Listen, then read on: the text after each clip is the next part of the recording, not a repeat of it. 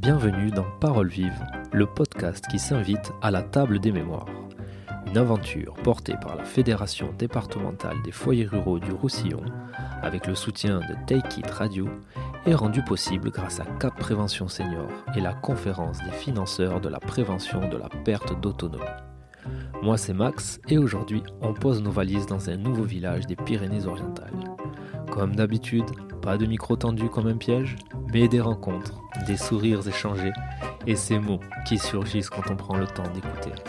Des mots qui, mis bout à bout, dessinent bien plus qu'un portrait, mais une vie, un village et une époque tout entière. Paroles vives, c'est aussi ce qui fait battre le cœur du village aujourd'hui. Un immense merci à ceux et celles qui ont accepté de me confier leurs souvenirs, leurs histoires, leurs anecdotes et leurs regards d'aujourd'hui. Parce que c'est précieux. Et comme un plat de famille qu'on se passe de main en main, ça devient magique.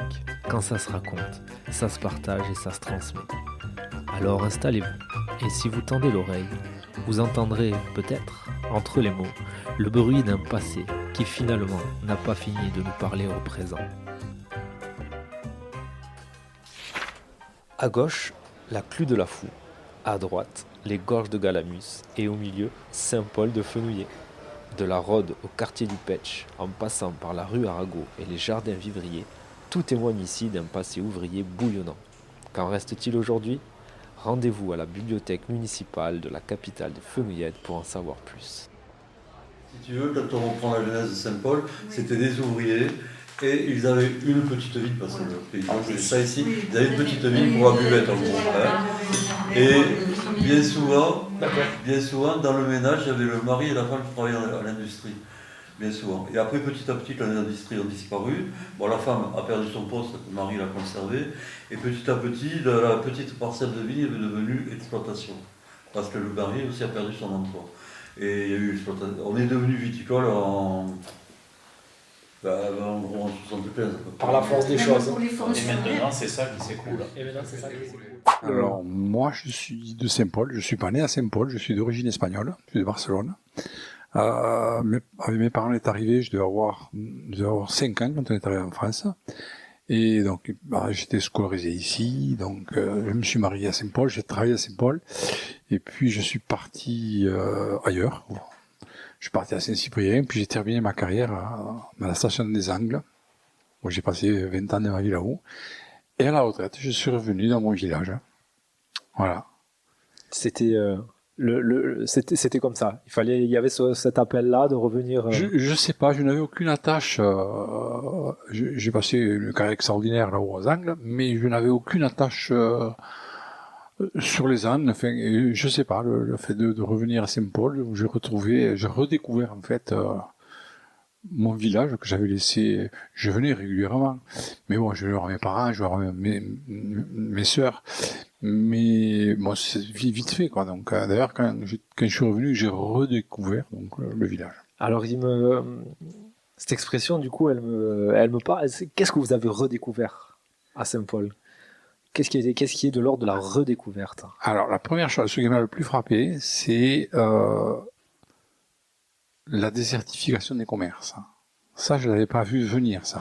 C'est-à-dire que moi, quand je suis parti de Saint-Paul, c'était une petite ville industrielle, avec des commerces partout, avec une rue principale.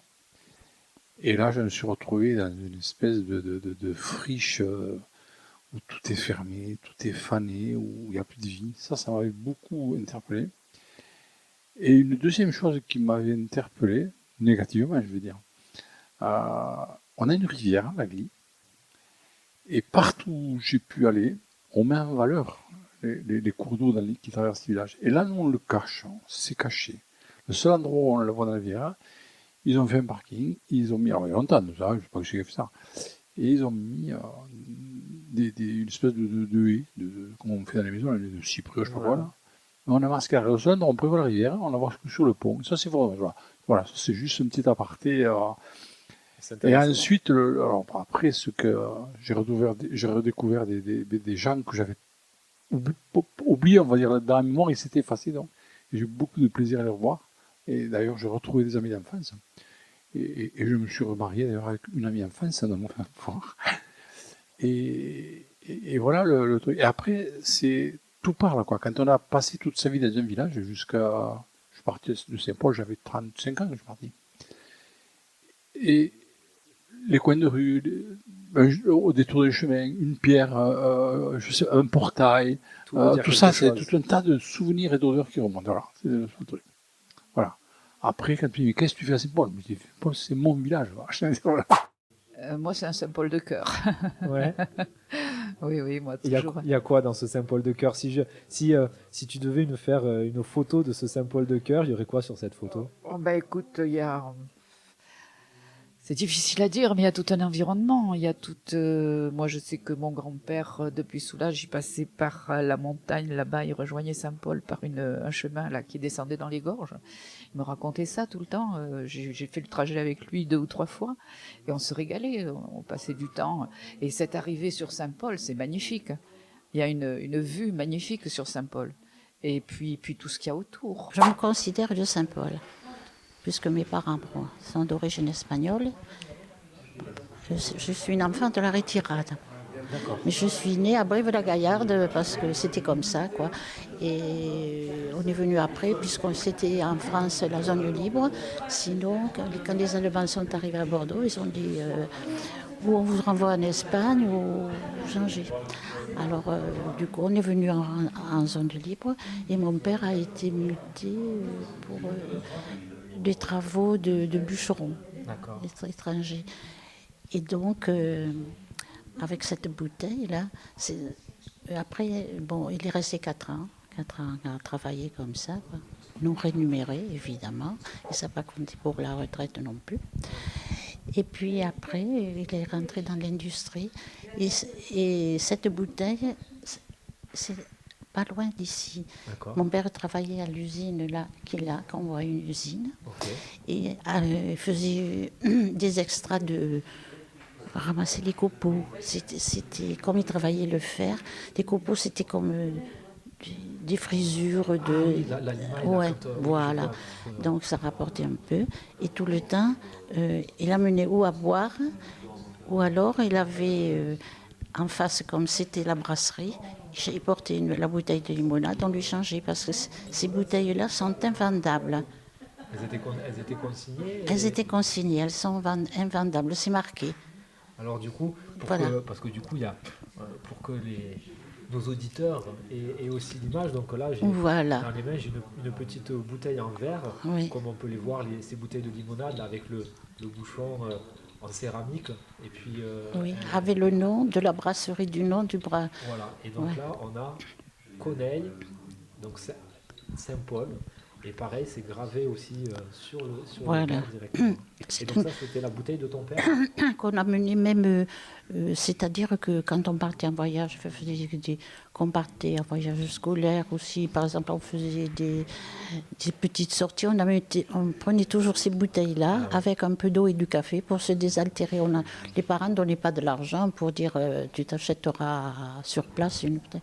On amenait toujours sa boisson, c'était toujours dans des bouteilles comme ça parce que c'était fermé. Et oui, alors je vais activer le mécanisme, ça, on entend que... Avant, tu avais du monde. Voilà.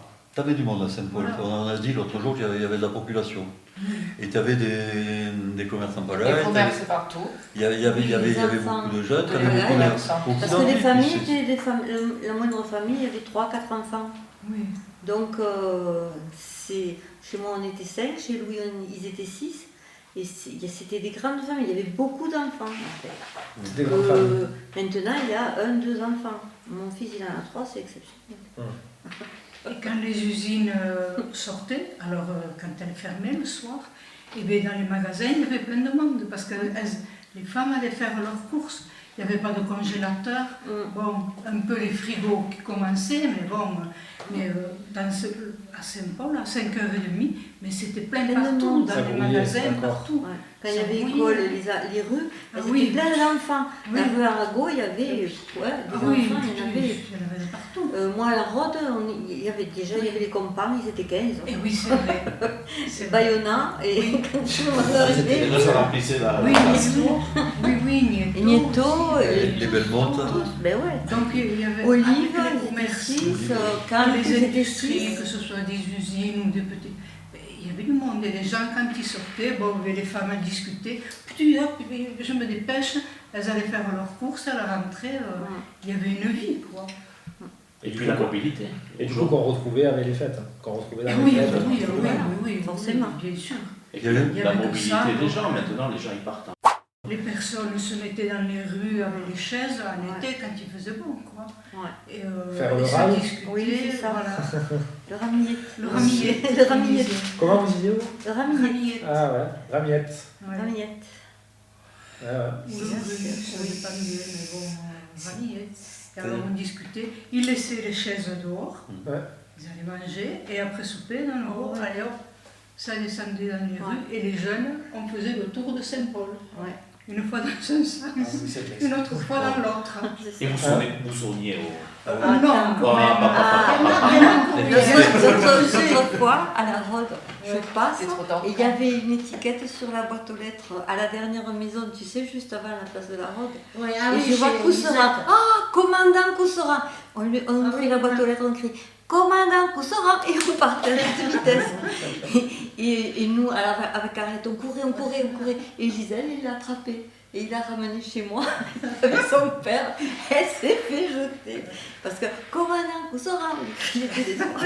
Et on faisait le tour, et on revenait commandant Coussera. Je devais en avoir, je ne devais pas. C'était plus décourageux que plus tête. Il y avait l'envie de s'amuser. Bon, moi, je ne vais pas te raconter ma vieillesse, mais ma jeunesse, mon enfance. Eh ben, ça me plaît beaucoup, Serge. Parce que moi, je ne suis pas de Saint-Paul, je suis né à Ansignan, à côté de Saint-Paul. J'ai fait vraiment la connaissance de Saint-Paul quand je suis rentré en 6e, en face, là. Juste en face de là où Juste nous sommes. en face, là. Ouais. Alors, à cette époque-là, il n'y avait pas collège, enfin, il n'y avait pas le collège, quoi. C'était le cours complémentaire. D'accord. Et il n'y avait pas de ramassage scolaire à l'époque. Il fallait venir. Il fallait venir. Et j'avais la chance à Ansignan d'avoir un bus, l'autobus, on appelait ça l'autobus, qui passait de Pézilla du Conflans jusqu'à Saint-Paul pour rattraper le Quillan-Perpignan. Il remontait toute la vallée, ouais. Et donc il y avait, on était deux copains d'Ansignan, on venait donc dans le bus là, et puis on descendait sur la nationale, et puis avec le cartable. Alors on remontait la rue Arago, qui était la rue commerçante de Saint-Paul. C'est là qu'il y avait toujours du monde. Alors on montait là, et puis au bout d'un certain temps, là, après la voûte, là, ça sentait bon. Et tous les matins, ça sentait bon. Et c'était une épicerie, l'épicerie de Madame Loubette, qui tous les matins faisait torréfier son café qu'elle vendait ensuite. Et donc, l'odeur du café m'est restée, mais alors c'est... Alors moi j'adore ça. Est-ce que j'ai le droit d'ouvrir le petit pot et de le sentir? Parce que moi j'adore aussi l'odeur du café. Je ne sais pas celui-là s'il aura la même odeur. En fait. Ah si, ça sent. Et j'adore aussi. Et ça c'est le souvenir olfactif. C'est quelque chose d'incroyable ça.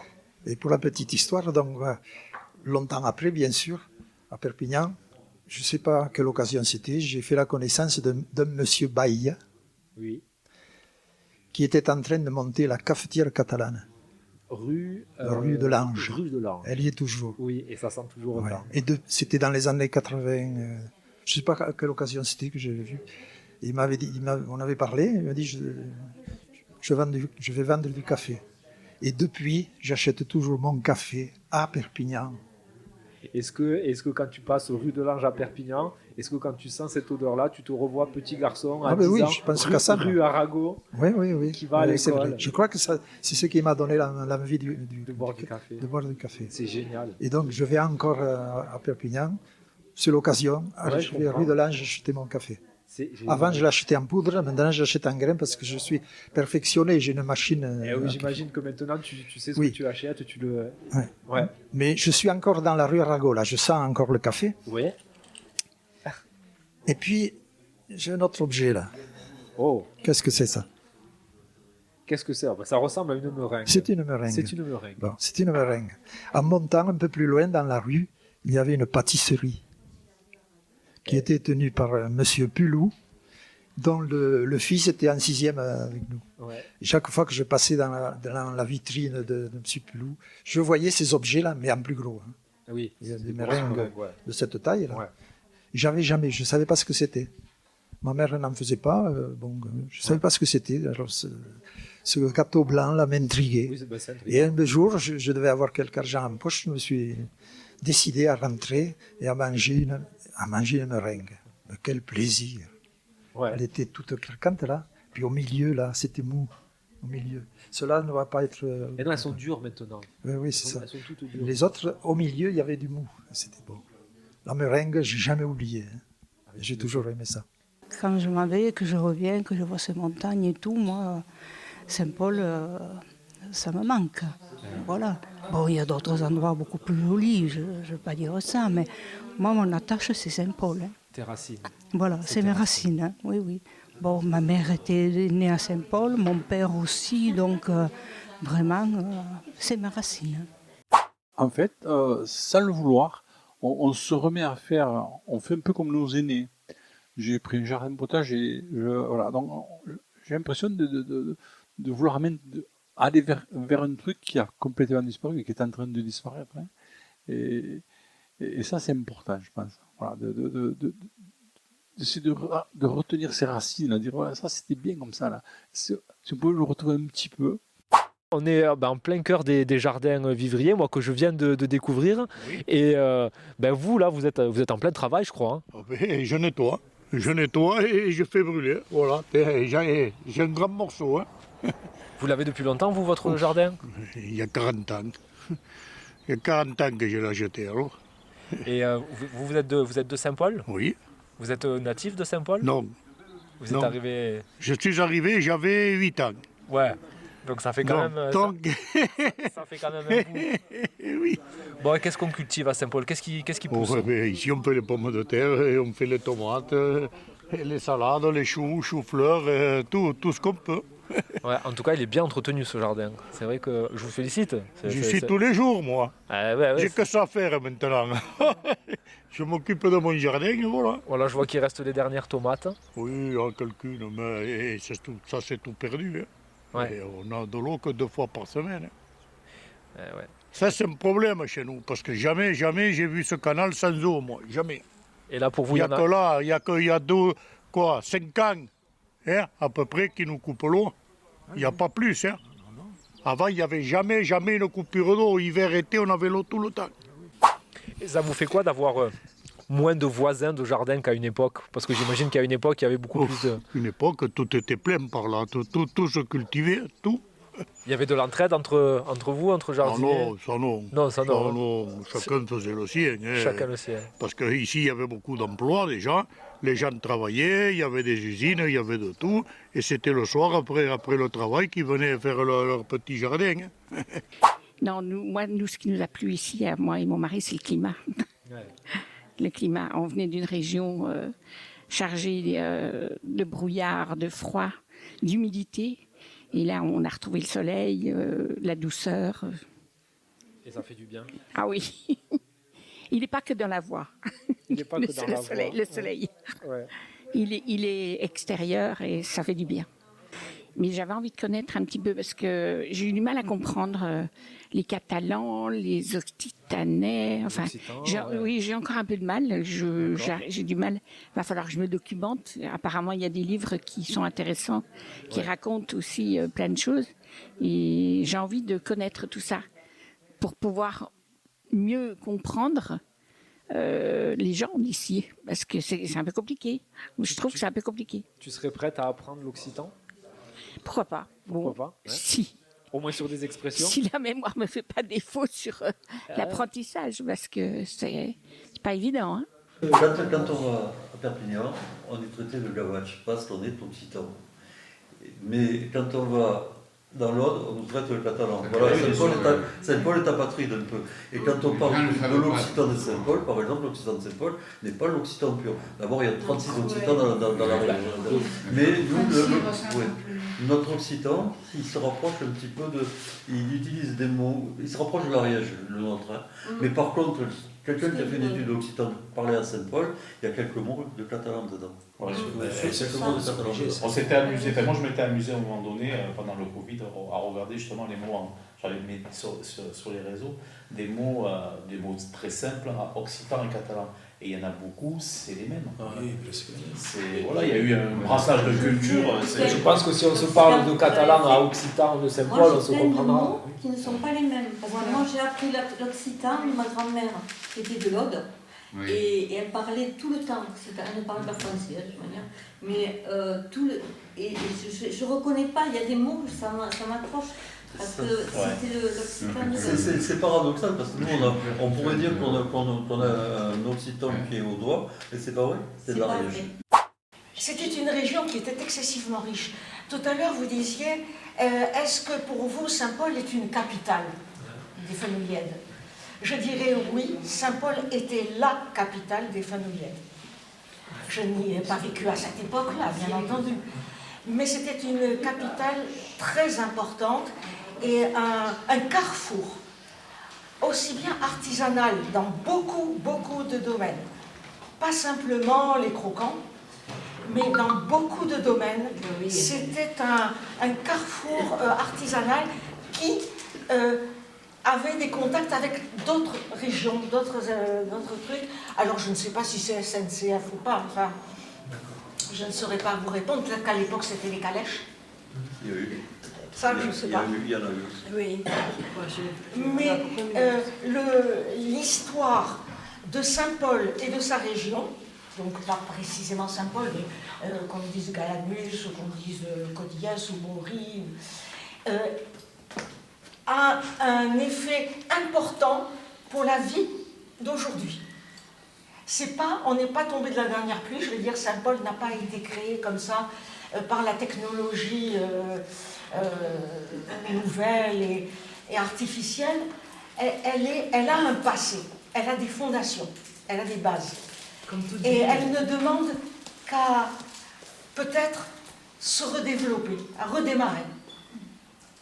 Donc quand on parle de pâtisserie, de souvenirs, disons, culinaires, ou de marchés, ou artisanaux, ou de foyers, et tout ça, c'est ce qui reste. Et je pense que c'est un foyer que l'on doit bien conserver et essayer de le redévelopper, parce que comme toutes les civilisations, c'est grandeur et décadence. Donc, on a connu la grandeur, on connaît la décadence. Maintenant, il faudrait essayer de profiter de cet essor, de cet élan.